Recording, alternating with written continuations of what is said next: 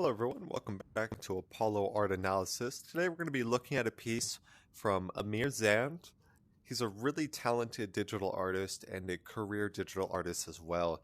He's been making a lot of different waves with this characteristic pillar in many different scenes and many different genres and many different atmospheres. And today we're going to be taking a look at this stunningly natural piece before us. So let's jump right into it. So in our initial introduction, we're met with this massive emerald prism.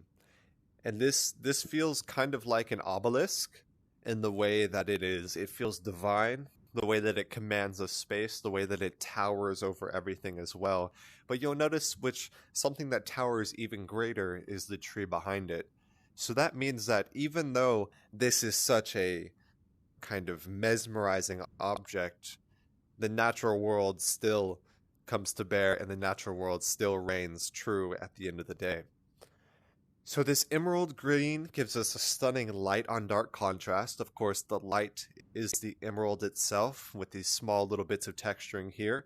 Mostly smooth, quite rigid texturing. But this, of course, is a light on dark contrast, the darker contrast being the shadows created in the underbrush of the tree itself. So that's important to note as well, and that of course emphasizes the form of the emerald forward and accents itself to command our attention with absolute ease. So we see a spatial composition that is mostly near symmetrical. Of course, the specific variations of the tree itself does not feel symmetrical, but this piece, you'll see everything in the foreground here and leading up to it is mostly symmetrical. And of course we have a slanted perspective right there. And so we're not, perfectly looking at this head on, but for the most part, the setting does feel near symmetrical if you're talking about everything below this line. So that gives this foundation in the lower region of the piece that feels quite harmonious. It's consistent and it is quite real, and that near symmetry gives us a sense of balance and harmony as well. So that's always important to note whenever you're taking a look at any type of spatial composition, whether it's near symmetry closer to complete symmetry or near symmetry closer to kind of just only one region of the piece. So that's all important to note in my opinion. So the foundation of this work feels extremely sci-fi. Science fiction, of course, has grown to define a very large part of our culture in the modern day. We're actually watching technology turn what was once magic and fiction into a growing reality. Even this program I'm using right now to be in VR and to analyze my pieces, this is just blowing my mind, and I'm extremely grateful. And of course, the art follows that as well. The artists are always theorizing on these different worlds, and they kind of just come to us out of nowhere, and we have to write them down. So that's really what I think Amir Zand is doing here as well. So there's this overwhelming sense of kind of the naturally divine, and of course, we are divine creatures because of consciousness, but we are divine creatures because of life in and of itself.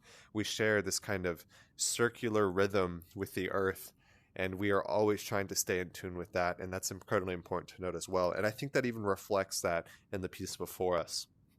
So we see the emerald commanding the center region of the spatial composition, and of course behind us is this massive tree of life, and this tree kind of just sprouts up, and you have all these branches which are overlaying one another and such. But what it feels like to me is that it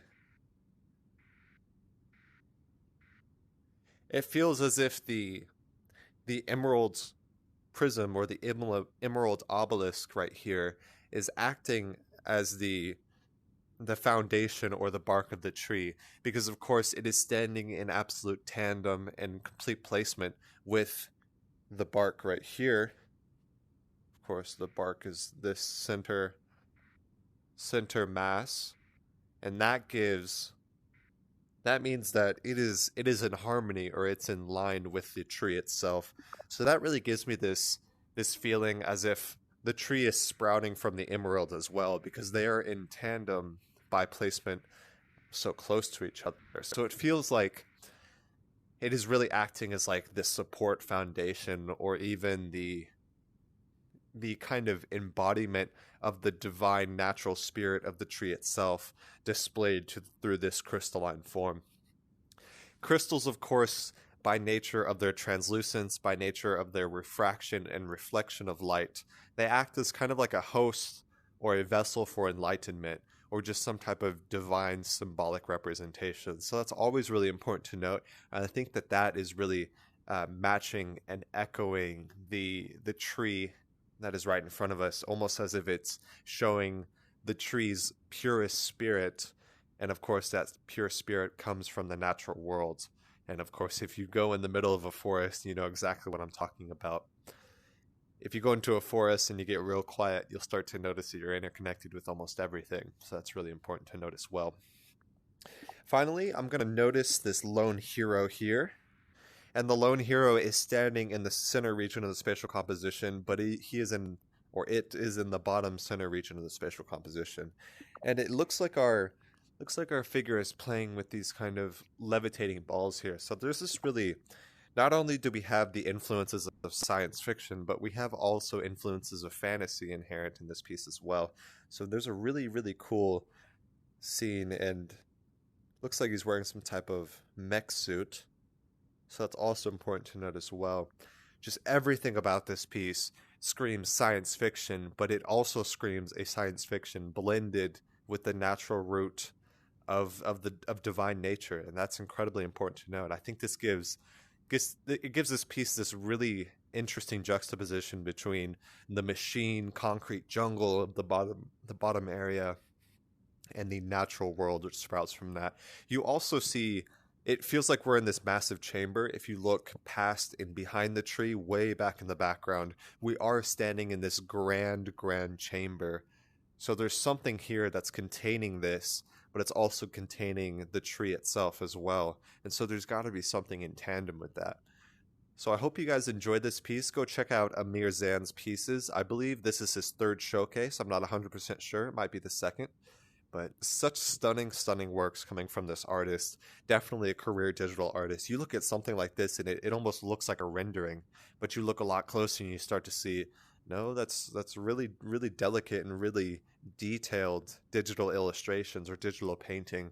And it's incredible what we can do with these digital tools. So I hope you guys enjoyed this piece. I hope you guys found some insights on this kind of natural motifs, but the natural world being blended with the science fiction. And I thought that created such a stunning visual experience, and I really wanted to share it with you guys, and I wanted to study it a bit deeper. So I hope you guys enjoyed, and I will see you guys on the next Apollo art analysis. We hope you enjoyed today's episode. If you'd like to support our work directly, please check out our Apollo community tokens. Apollo Art Exchange is an ecosystem of art appreciation which elevates artists each and every day. Thanks for listening.